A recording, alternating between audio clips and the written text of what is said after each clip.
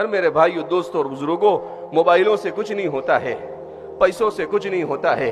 انسان اپنے علم، اپنے اخلاق اور اپنے کردار سے پہچانا جاتا ہے۔ انسان کے اخلاق اچھے ہو، چاہے اس کے پاس علم نہ ہو، تبھی وہ انسان سربلند رہتا ہے۔ اور انسان کے پاس سب کچھ ہے مگر اس کا کیریکٹر اچھا نہیں ہے، نہ دنیا میں اسے کوئی پوچھے گا اور نہ آخرت میں اسے نجات ملے گی۔